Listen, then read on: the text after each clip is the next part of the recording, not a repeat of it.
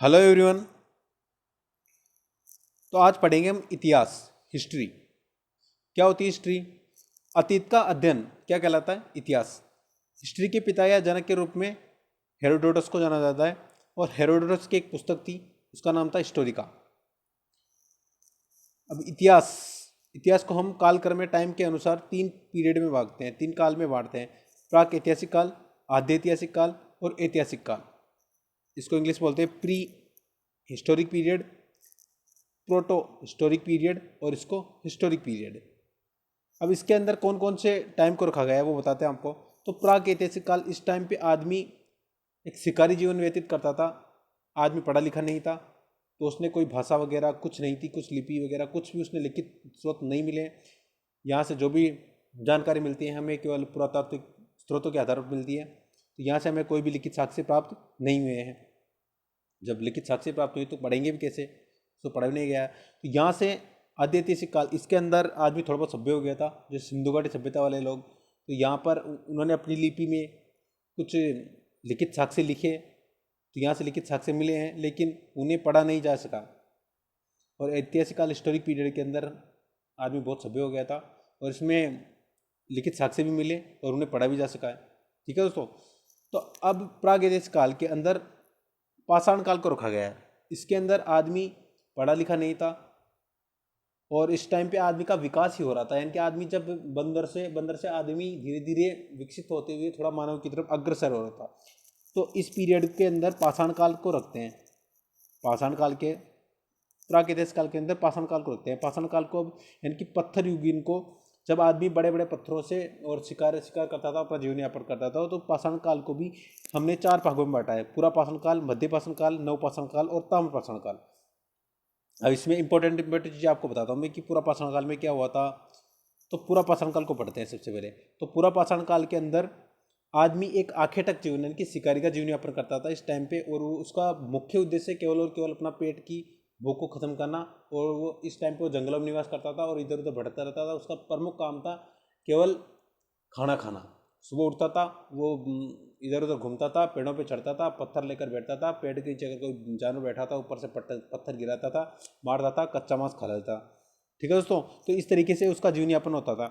लेकिन इस टाइम पे एक प्रमुख काम हो गया, गलती से आदमी ने क्या कर ली, आग की खोज हो गई। तो आग की खोज कौन से काल में हुई थी? पूरा पाषाण काल में आग की खोज हो गई थी। तो इस टाइम पे प्रमुख कौन कौन से काम हुए थे पूरा पाषाण काल में? पूरा पाषाण काल में दो काम हुए थे। एक तो आदमी शिकारी का जीवन यापन करता था। यहाँ पे आदमी शिकारी का जीवन यापन करता था और आग की खोज हो गई थी। इसके बाद मध्य पाषाण काल में चलते हैं। तो मध्य पाषाण काल में क्या हुआ था? मध्य पाषाण काल, इस टाइम में आदमी थोड़ा बहुत सभ्य हुआ, और इस टाइम पे भी ज़्यादा सुधरा नहीं जीवन स्तर, लेकिन थोड़ा बहुत सुधरा। और आदमी ने, जब आदमी को इतना एहसास हो गया कि अगर कोई आदमी आग की खोज हो ही चुकी थी तो आदमी मर जाता, तो यहाँ पर अंत्येष्टि कार्यक्रम यानी कि अंतिम संस्कार वाली प्रथा यहाँ पर स्टार्ट हो गई थी। और इसी के साथ साथ जो इस पीरियड में क्या हुआ था, मध्य पाषाण काल के अंदर जो पहले पूरा पाषाण के रस्से से वो पेड़ों पर चढ़कर बड़े बड़े पत्थरों से शिकार करता था, उसका तो उनके हथियार, जो पत्थरों के हथियार थे, उनका आकार थोड़ा बहुत छोटा हो गया था। और अब वो तीखे तिकोने वगैरह इस तरीके के आकार के पत्थरों का यूज़ करने लग गया था। इसलिए इसे मध्य पाषाण काल को माइक्रोलिथ काल भी बोला जाता है। और नवपाषाण काल, अब नवपाषाण काल में क्या हुआ था? नवपाषाण काल को आप शॉर्ट में समझाता हूँ मैं। नवपाषाण काल में आदमी थोड़ा बहुत विकसित हो चुका था, और इस टाइम पे आदमी कृषि और पशुपालन करने लग गया था। कृषि एवं पशुपालन पर ध्यान देने लग गया था। और अब कृषि करेगा, खेती करेगा, तो उसको एक परमानेंट एक स्थान पर बसना पड़ेगा। और खुद की सुरक्षा के लिए सबसे पहले उसने एक पालतू कुत्तों को सबसे पहले पालतू बनाया। और इसके साथ साथ ही नवपाषाण काल के अंदर उसने जो पहिए का आविष्कार कर लिया था। ठीक है दोस्तों। और ताम्रपाषाण काल, इस काल में तांबे की खोज हो गई थी, यानी कि तांबे की खोज हो गई थी। इससे आधुनिकीकरण बहुत बढ़ गया था और आदमी आगे बढ़ गया था। अब मैंने जो आपको पढ़ाया उसको एक बार बताता हूँ आपको मैं। तो मैंने पढ़ाया आपको इतिहास को टाइम पीरियड के आधार पर तीन भागों में पढ़ाया: प्रागैतिहासिक काल, आद्य ऐतिहासिक काल और ऐतिहासिक काल। इतिहास का वह समय जिसमें मानव पढ़ना लिखना नहीं जानता था, उसकी जानकारी केवल पुरातात्विक साक्ष्यों से मिलती है। इसके अंतर्गत पाषाण काल को रखते हैं। इसके अंदर किसको रखते हैं, पाषाण काल को रखते हैं। तो ये प्राग ऐतिहासिक काल, इसको बोलते हैं प्री हिस्टोरिक पीरियड। इसके बाद आद्य ऐतिहासिक काल, इस काल में मानव द्वारा लिखी गई लिपि को पढ़ा नहीं जा सका, यानी कि इस टाइम पे आदमी थोड़ा बहुत कुछ संकेतात्मक प्रणाली से कुछ लिखता था, लेकिन उसको हम पढ़ने में सक्षम नहीं हो चुके, यानी कि यहाँ से लिखित साक्ष्य मिले तो हैं लेकिन उसको पढ़ा नहीं जा सका है।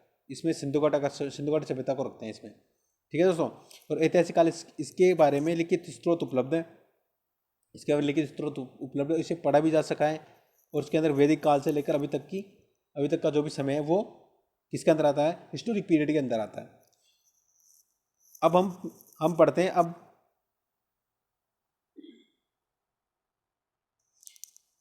प्री हिस्ट्री को हमने 4 पार्टों में बांटा। पाषाण काल को 4 भागों में बांटा था हमने, पूरा पाषाण काल, मध्य पाषाण काल, नवपाषाण काल और ताम्र पाषाण काल। तो इनको एक एक को मैंने समझा तो दिया था आपको, एक बार स्लाइड से बता देता हूँ आपको। पाषाण काल वह समय जब मानव पत्थर के औजार एवं हथियार का उपयोग करता था, वो कौन सा काल पाषाण काल कहलाता था। पाषाण काल को 4 भागों में बांटा गया है, पहला पूरा पाषाण काल, इस टाइम ये इतिहास का सबसे प्रारंभिक समय था। ये समय मानव को आदि मानव कहा जाता था। इस समय के मानव को आदि मानव कहा जाता था। इस समय का मानव खानाबदोश यानी कि खानाबदोश जीवन यापन करता था। उसके जीवन का मुख्य उद्देश्य जानवरों की भांति रहना और पेट भरना था। इस समय मानव की सबसे बड़ी उपलब्धि आग की खोज थी, यानी कि आग की खोज कब हुई थी, पूरा पाषाण काल में आग की खोज मानव ने कर ली थी। इसके बाद मध्य पाषाण काल, ये पूरा पाषाण काल के बाद का काल था। इस समय मानव के हथियार थोड़े छोटे हो गए थे और इस समय के मानव की सबसे प्रमुख कार्य अंत्योष्टि या अंतिम संस्कार कार्यक्रम था। तो मैंने जैसा बताया था आपको कि मध्य पाषाण काल के अंदर क्या होता, अंत्येष्टि कार्यक्रम, यानी कि अंतिम संस्कार आदमी करने लग गया था। और नव पाषाण काल है उत्तर पाषाण काल, इस काल में मानव ने स्थायी आवास बना लिया था। इस टाइम पे जब नव पाषाण काल के अंतर्गत आदमी ने स्थायी आवास बना लिया तो फिर खेती करेगा, खेती और पशुपालन आरंभ कर दिया। और उस काल में पहिया और मन का घड़ा की खोज हुई थी, ठीक है दोस्तों। और नोट लगा के मानव ने खेती 7000 साल पहले पाकिस्तान के सुलेमान और कीर्तर पहाड़ियों के बीच में की थी। इनकी सबसे पहले मानव ने खेती पाकिस्तान के सुलेमान और कीर्तर पहाड़ियों के बीच में की थी। यहाँ पर पहली कृषि किसकी हुई थी, जौ और गेहूं की थी। और मानव द्वारा पाला गया पहला पशु कौन सा था, कुत्ता था। ताम्र पाषाण काल, ये पाषाण काल का अंतिम समय था। इस समय तांबे की खोज हुई थी, जिस कारण औद्योगिकीकरण शुरू हो गया और इसी औद्योगिकीकरण का विकसित रूप सिंधु घाटी सभ्यता में देखने को मिलता है। और एक क्वेश्चन है, किस काल में मानव आखेटा का शिकार करता था, पूरा पाषाण काल या जो पाषाण काल में शिकारी के रूप में जीवन यापन करता था। इसका मुख्य उद्देश्य क्या होता था, पहले पेट भर के खाना खाना। और किस स्थान पर पहली बार चावल का साक्ष्य मिला है, तो इंपॉर्टेंट सवाल है ये। चावल का पहली बार साक्ष्य कहाँ मिला, इलाहाबाद के कोलियडवा में, ठीक है दोस्तों।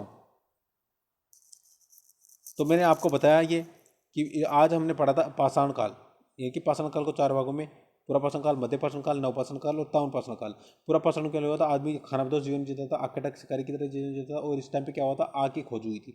मध्य पाषाण काल में जो उसके हथियार थे उनका आकार थोड़ा छोटा हो गया और इन अंत्येष्टि कार्यक्रम, अंतिम संस्कार की प्रथा स्टार्ट कर दी थी आदमी ने। और नवपाषाण काल में क्या होता, आदमी एक जगह स्थायी आवास हो गया था, खेती करने लगा, पशुपालन करने लगा था, कुत्ते को अपना पालतू पशु बनाया था, उसका मन का और पहिए का आविष्कार कर लिया था। और ताम्र पाषाण काल में क्या होता, तांबे खोज कर ली थी और औद्योगिकरण की शुरुआत हो गई थी। देखो ये स्टोन एज में आदमी का प्रमुख उद्देश्य इस तरह से रहता था आदमी, और आग जलाता था और इस तरह से टाइम पास करता था। और ये उस टाइम के बड़े बड़े इस तरह के पत्थरों को लेकर बैठता था। लेकिन बाद में जब कुछ जैसे जैसे आदमी सुधरता गया उसके हथियार भी चेंज होते गए और इस तरीके से आदमी थोड़ा समझदार होता गया।